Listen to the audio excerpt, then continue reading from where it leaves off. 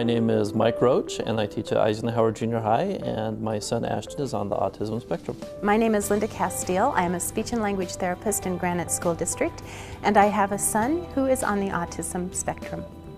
My name is Blair Lyon. I work for the Salt Lake City School District. I teach elementary music, and I have 2 children on the spectrum. My name is Andrew Anthony, and I'm a junior high teacher for Granite School District, and I have a daughter who has Asperger's. Autism. There is no developmental disability that is garnering as much international attention or affecting as many people as autism. There are few teachers who have not had personal or professional connections to students with this disorder. Autism and Asperger syndrome, 2 of the conditions on the autism spectrum, are pervasive developmental disorders, meaning that they affect typical development and growth pattern and are pervasive or all-encompassing. And indeed, that is the case. Differences in individuals with autism spectrum disorders originate in the early development of the brain and result in varied patterns of skill acquisition as the child grows. Typically developing children acquire skills along a predictable trajectory in the areas of cognitive development, communication skills, motor skills, social competence, and sensory processing.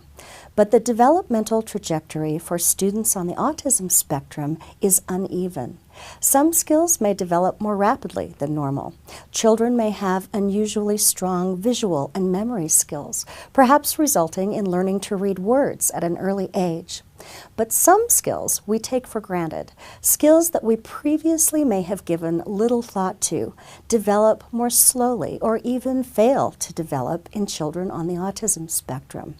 These may include the innate drive for social engagement, the capacity to decipher nonverbal messages, the ability to take the perspective of another person or to predict what another person is likely to do. Let's imagine 2 young children. One responds to his name before he is 12 months old, desires attention, attends to people's eyes, and can shift his attention between sounds coming from different directions. He generally prefers people over objects and is naturally hardwired to pick up on social information. He will lead and point to draw the attention of others to what interests him. He will naturally imitate the actions of others. He will soon learn that people have different perspectives, and he will learn to regulate his actions accordingly.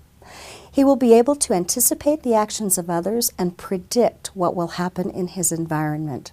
He will naturally learn to moderate sensory input and process information from several sources, such as vision and auditory, at once. It's a different story for the child who has an autism spectrum disorder. He may not respond to his name. He may fixate his attention on one thing for long periods of time. He might prefer unusual play with objects to interacting with people. When he looks at faces, he may focus on the mouth rather than the eyes. He may not attend to social information and may not process speech effectively. In many instances, he may over-respond or under-respond to sensory stimuli and may not process information from different senses simultaneously. He may focus solely on details and not be able to see the big picture in events around him. He will not spontaneously imitate the actions of others. This child may not be able to understand that other people have different perspectives and feelings from his. Without sensing those perspectives and emotions, he may not regulate his behavior based on how people respond to him or be able to anticipate and predict how they will act. These differences may result in his living in an internal world of high stress and anxiety. As these children grow, they may look alike, they may both have apparently typical language and normal IQs, but the trajectories of their neurobiological development will be miles apart. As these 2 children enter the educational system, many of our old assumptions may not hold true. While we assume the first student can create written composition, develop handwriting skills, and understand abstractions on a level commensurate with his IQ, or be able to comprehend literature equally as well as he can decode words, we may make no such assumptions of the student with an autism spectrum disorder. Behaviors that we might label as rude, self-centered, defiant, uninterested, disorganized, immature, or even spoiled in the first child might be manifestations of autism in the second. Our challenge is to understand the outward behaviors that are characteristic of autism spectrum disorders, support the student and his family in overcoming the obstacles they may present, and all the while maintain the same high expectations we have for all of our students. When we come to understand the different ways that children on the autism spectrum learn, and when we make necessary changes to the instructional environment and our teaching styles, these kids can make incredible educational gains. When a typically developing student exhibits a skill, like reading, we can usually safely assume that he or she has already mastered a set of prerequisite skills that allow him or her to demonstrate that skill, for example, decoding skills.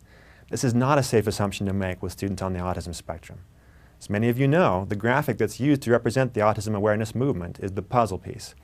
A former graduate student of mine pointed out to me once how this is an appropriate symbol because in many ways it really represents the way that most students with autism learn. Rather than learning in a linear way, they learn a piece here, a piece there, like putting together a puzzle. While savant-level skills like the genius-level mathematical abilities demonstrated by individuals like Kim Peek, who was the inspiration for Rain Man, are very rare, many students with autism spectrum disorders demonstrate exceptional skills in one or more specific areas. Their skills in these areas of great strength are often beyond those of their typically developing age peers.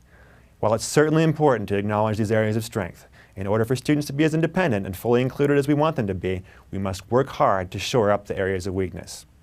By developing academic interventions to build on student strengths and remediate weaknesses, we can help these students achieve educational success. My name is Claudia Bigler. I'm a choir teacher at Box Elder High School in Brigham City, Utah. I have a grandson, 8 years old, who is autistic. My name is Catherine Robinson. I teach at Granite School District, Westlake Junior High, 7th grade science and biology. I have twin autistic sons. My name is Rena Curl. I teach at Hurricane Middle School in Hurricane, Utah, and I have a child in the autism spectrum. Well, if I saw a new teacher in the elevator and they had some apprehension about having a child with autism in their class, I would say, oh, what a lucky experience you have. This is a great opportunity for you to really test your teaching skills and to see what you're made of. When I talk with other teachers about having autistic children in their classroom, the number one piece of advice I give them is to not let the labels scare you away. That they are slightly different, but not totally different from every other student that you have, and that good teaching practices for your normal students will be good teaching practices with your autistic students. I would say to be very creative in your approaches with teaching your autistic students. I think what people need to know about children on the autism spectrum is it really is about the relationship with the educator to the child. That a child on the autism spectrum wants to know why. They have to do something, they want to understand why it's important and why they should think it's important. Don't be scared. You can do it. It's going to take a while to get them where you want them to be, but you can do it. I would say, number one, use your resources. Use your parents or guardians. Use the resources in the school and in the district. I will say this, you do need to prepare yourself and that you don't react. I would say listen to them. Make sure they know that they're important and what they have to say is important, and their ideas are listened to and validated, because they really love that, they want that. We have just completed a long-term longitudinal study at the University of Utah with Bill McMahon and Megan Farley, looking at how high-functioning autistic individuals do as adults. And what we found is this, and it's pretty primary. What we found is that if you drop your expectation level for a child with autism, they will drop to that level. If we don't expect the basic standard independence that we find in other children, children with autism seem to stagnate and do not develop basic skills that will help them in the long run. What we found out from our research longitudinally, looking at children with autism grown up, some of them in their 40s now, is that there were some things that really mattered for their adjustment. One was basically having high expectations for what we would call self-help or adaptive skills. If an autistic individual was to do well as an adult, the more independent they were in these skills, the better they adjusted, the better they did with the community.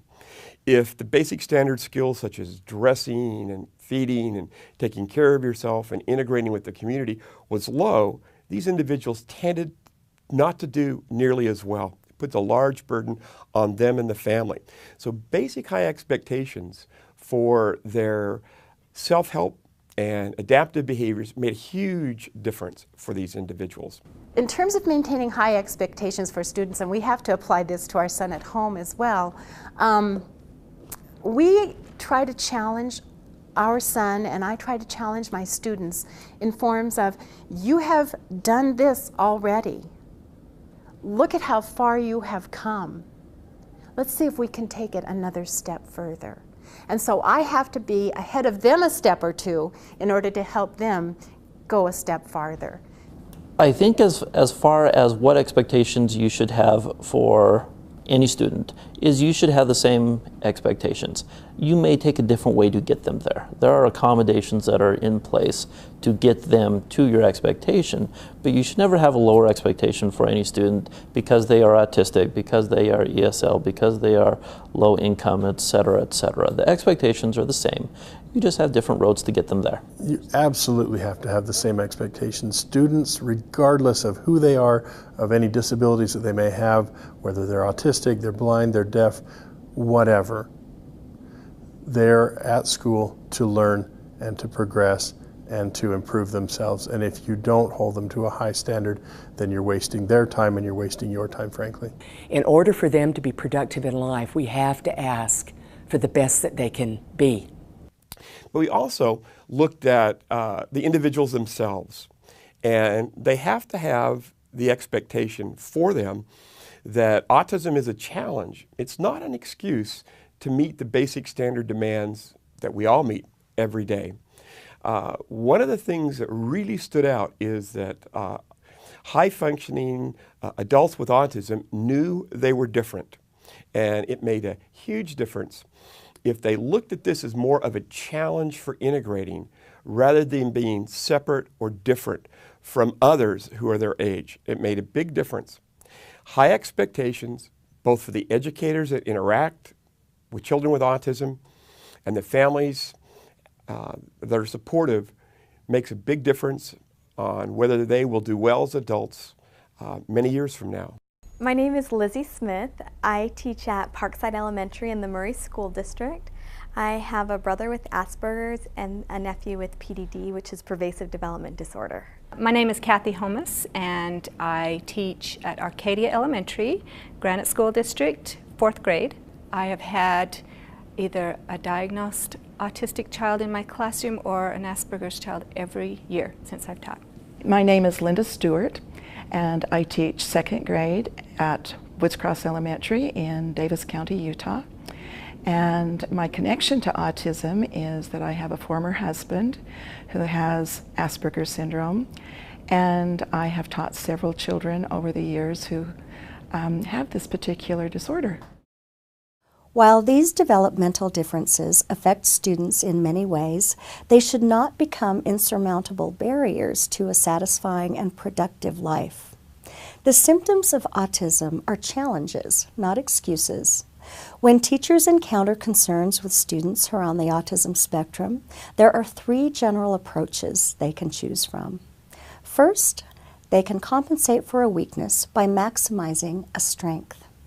Second, find an alternative means to accomplish the same result.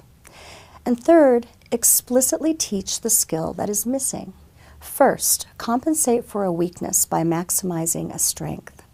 While autism spectrum disorders are responsible for some social and academic challenges, The disorder may also result in some common strengths. Often these strengths can be used to compensate for a weakness.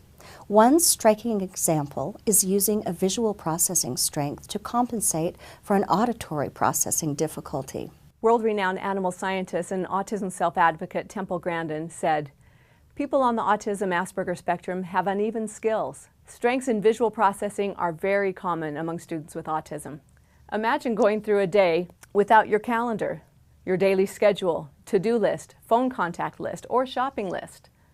These are all examples of visual supports which help us to have meaningful and productive days. Likewise, students benefit from similar visual supports. Examples include establishing social structure, physical structure, and academic structure. Physically arrange the space in your classroom to enhance student success. For example, provide clear physical and visual boundaries to clearly indicate what should happen in each area of the room.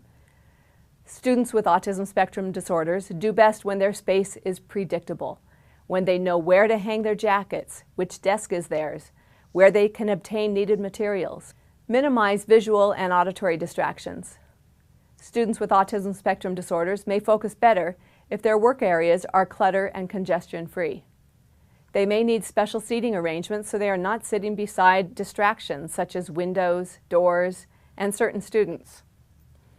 Creating visual barriers such as a study carrel may help minimize some distractions. Having the daily schedule posted for students or personal schedules for individual students help them predict what will happen during the school day.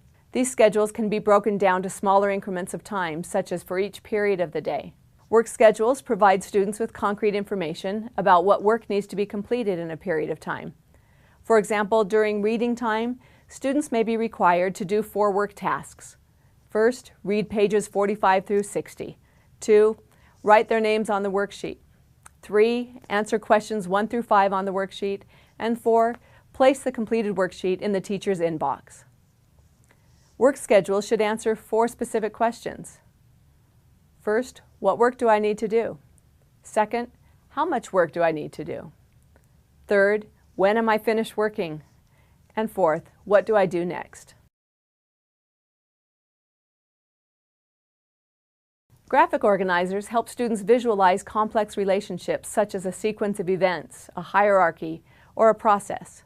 For example, a graphic organizer can be used to illustrate the 3 branches of the United States government.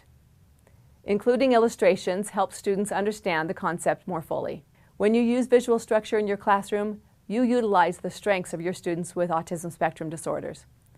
This decreases the time you spend providing auditory instruction and correction, increases students' independence on their tasks, incorporates their need for routines, and emphasizes the concept of finished. Because visual structure is fixed, it will continue to be a support, whereas auditory input is soon lost or forgotten once it's spoken. Establishing and maintaining visual structure will help your students with autism spectrum disorders and will also provide support and organization to the other students you teach. Lecturing has its place, but you've got to do it in small doses. You've got to keep them moving, really. The second that you lose their interest, they can be gone for the rest of the period. I think some of the things that I do visually with autistic students, one is I like to put in lots of pictures with my lessons. That helps not only autistic students, but ESL students and special needs students. I like to have, if I have vocabulary, I like to have pictures that go up along with the vocabulary words. And also having PowerPoints, things like that, to where a student can then go over that again and again so that they're able to learn at their pace. Autism spectrum students like routine, and they like to know what's going to happen. If you know something's going to happen and you let them know it's going to happen in advance, it's more likely that they'll make a successful attempt to that's coming up. A lot of times in the home, we relate things that they're trying to learn with a movie that they might have seen on television, because they have to almost experience things to understand it, and sometimes they can get that experience through a movie. So if there's a way you can say, remember that movie and what those people did, that's what this is about, and they'll go, oh. So that helps. If you can, show a picture, if you can relate it to something in their life, they'll understand the concept better. Second, find an alternative means to accomplish the same result. All teachers who work with diverse student populations understand the importance of being creative and flexible in presenting information, making assignments, and assessing subject mastery. Teachers who work with students on the spectrum will find means to these ends that bypass autism spectrum challenges. A study was conducted at Kennedy Krieger Institute in Maryland with 26 kids. They were ages 8 to 12.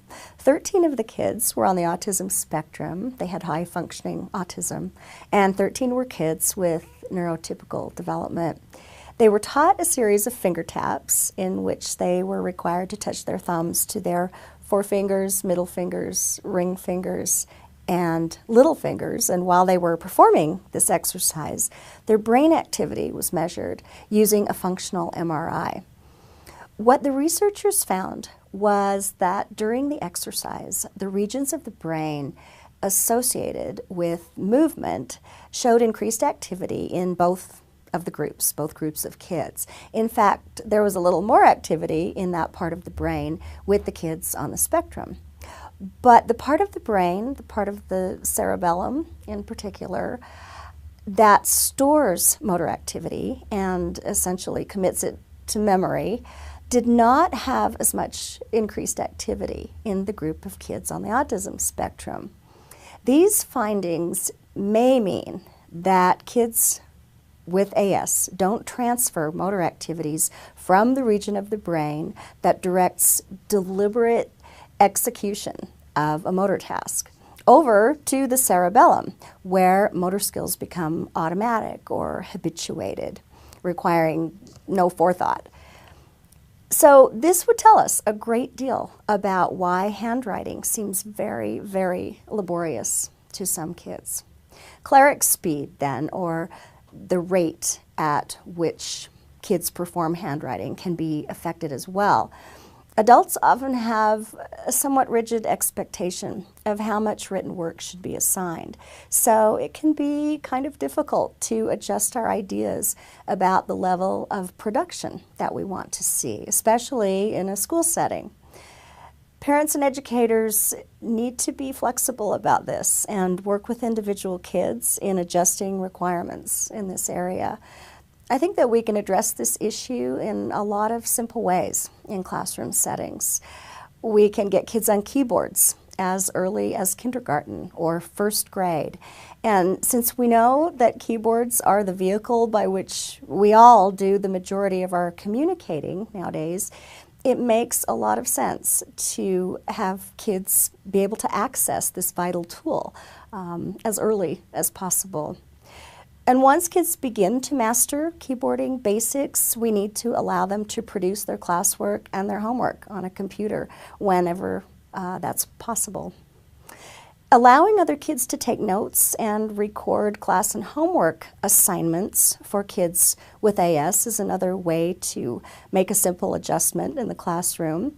One simple solution is to provide NCR paper in the class and assign a peer to use it to take notes or copy assignments from the board on a daily basis. The peer then tears off the top sheet, hands it to his partner with Asperger syndrome, and everyone has a copy of the information. This is easy and it's low tech. We also need to rethink the traditional approaches to teaching handwriting and the requirement for lots of practice of this skill.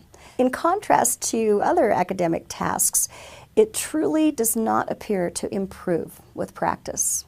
And again, this may be related to the fact that with some kids, the brain doesn't seem to store some types of motor function in the cerebellum. If that is the case, no matter how much practice is required, the skill will not become automated or more fluent.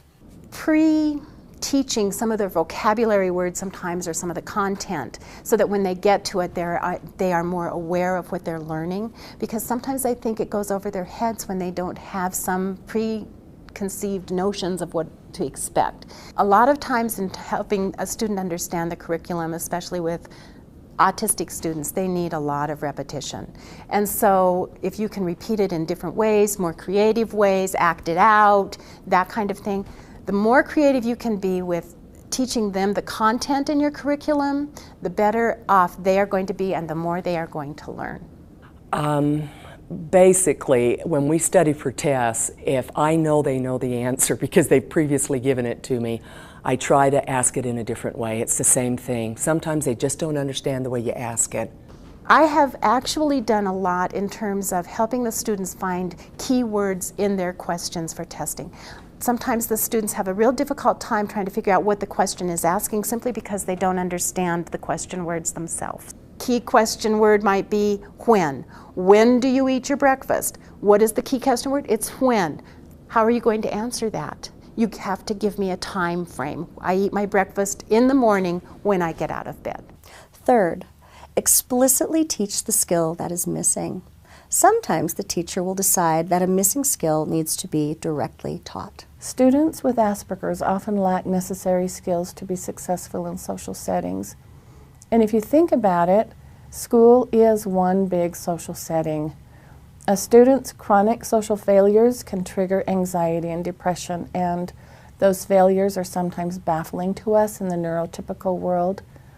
We may think the student is being rude, but in reality, that student is in a chronic state of confusion regarding what to do, how to do it, how to react, and perhaps why he has to write in his journal again. I already did it yesterday, or predict what would happen next. How would I know what would happen next? I haven't read the story yet. There is frustration and fear, and it's amplified and it occurs from a variety of perspectives. From the teacher's perspective, the parents, the peers, and the student himself, they all have this level of misunderstanding and fear. And when adults and teachers don't understand why that kid who seems to be really smart and gets really good grades, why that kid acts and reacts in a socially inappropriate or immature manner. I hear people say, he acts weird, or he has no social skills. Yes, he has Asperger's. I hear people say, he is doing that on purpose. No, he has Asperger's. We may need to specifically teach a student how to observe a peer's or a teacher's nonverbal behavior and decide what it means and how to react to it. Typical peers already know how to do this. We may need to specifically teach social cognition, how to take a different perspective or recognize the perspective of someone else. The world can be really narrow and restricted and confusing and scary if you don't have the ability to figure out what someone else is thinking and predict their behavior. Typical peers already know how to do this. We may need to specifically teach the hidden curriculum, things that the cool kids are already savvy about, like how to respond to unfriendly teasing, how to know when it's time to stop talking about your favorite thing, how to not be the rules police, how to be flexible with a schedule change or a change on the school lunch menu. We need to teach that if the schedule changes, the person who created that schedule in the first place is not a liar. We need to specifically teach that idioms and metaphors do not mean exactly what they say. For example, if someone says, "See you later, alligator," he is not calling you a reptile. For a concrete thinker, idioms can be very disconcerting. With these kids, when they seem rude or exhibit some type of social behavior or a disruptive behavior, we need to ask ourselves, what is it about this social situation does this kid not understand? When he fails, we know we need to teach what he is missing. He may need to be specifically taught the difference between my space and your space, or how to recognize when the teacher has had it. You know, the other kids know because they recognize the look. He may need to be taught that other people get to talk, when and where to hum, that you can stand closer to someone when you are walking in a line than when you are talking face to face, that the rules in math class are the same as the rules in English class, or that they're not the same. Students with Asperger syndrome need specific and direct teaching of the seemingly obvious. If we as adults can understand the difference between won't do and can't do, we can add value, understanding, acceptance, and validity to a student who is worried or anxious, confused, probably teased, and desperately needing our understanding and effective intervention. I think, first off, with helping students to attend to your curriculum, because there is a tendency, even more than other students, to want to go off on tangents. To first off, explain the purpose for the assignment. You have to learn this because, and this is why you are doing this. And then give them the option to go off on whatever tangent there is once their assignment has been completed. So hold it out as a carrot to them. Once you have done my assignment, then you can go explore this little area that you're interested in. When I first started, I had a very wise teacher that told me that arguing with a junior high student was like mud wrestling a pig. You both get dirty and the pig enjoys it. I found that's the same arguing with an autistic student. You won't win, they'll enjoy it, and you'll ruin your day, so don't even bother. With my daughter, we've had some adventures where she's been very outspoken and very blunt because one of the filters that she's missing is a diplomacy filter. And we've had to teach her not to be so abrupt with people, not to be so rude and undiplomatic. The other behavior thing that we've worked on a lot is eye contact, because I know it's extremely important for teachers. They don't like kids who drop their head. And so we've worked on a lot of eye contact and simply saying, hello, good morning, thank you, excuse me. I said, you don't have to do long conversations, but look them in the eye and say thank you. I think anymore we have to explicitly teach social rules in almost any class. Lots of students are no longer coming from traditional two-parent nuclear families. Lots of students come in without really being socialized to what to do in a classroom. And so the first several weeks of school, you're spending a lot of time teaching the ground rules, the regulations, this is how you do these things. And then you always follow that up throughout the year and reinforce that. And it's not just the autistic students that are needing that, it's lots of students that are needing that. So I always feel it's time well spent in your classroom to get those students to know how you expect them to behave. The importance of the teacher-student relationship is perhaps the most important thing, because if they don't feel love from you, if they don't feel they're accepted, if they don't feel that there's connection there, maybe it's only one way, you to them, as far as you're concerned, but they have to feel that or else you're not going to make any progress. Sometimes we've had to work on them getting help, but it's still very hard for them because if they don't feel comfortable with the teacher, they still might not raise their hand. An example happened last year when they passed out a test. There was one last test, Sean didn't get the test, and the teacher did not pick up on the fact that he didn't have a test and he didn't tell her. 15 minutes into the test, she finally realized it. But this teacher was just so fabulous that she just calmly said, here's your test, work it, and then she gave him extra time. If you don't have a good relationship with your student, learning is not taking place. It is absolutely vital that you have a caring relationship of trust. You need to let them know that you care. And I again know that you have 200 students or 35 or whatever's in your class, but they need to know that they're safe with you. Teacher-student relationships can be real tricky because I know sometimes the student, the autistic student, is a real difficult one to deal with. As long as you take the time to figure out why a student behaves the way they do, especially an autistic student, and then try and figure out a way to help them act differently or behave differently, your classroom is going to run smoother. The problem being, sometimes autistic students are not real adept at coming to you and saying, this child is bothering me, or I don't understand this concept. So you're going to have to take the initiative, or have a peer tutor take the initiative and come and say to the student, Are you understanding this concept? If you're not understanding this concept, let me help you. I'll never quit on you if you don't quit trying. So you need to choose to learn. If you'll choose to learn and stick with me, we'll make it happen. We're going to be seeing more and more of them. It's a situation that is growing in our society, and so we need to learn how to best help them to excel, how to best become what they should become in our society.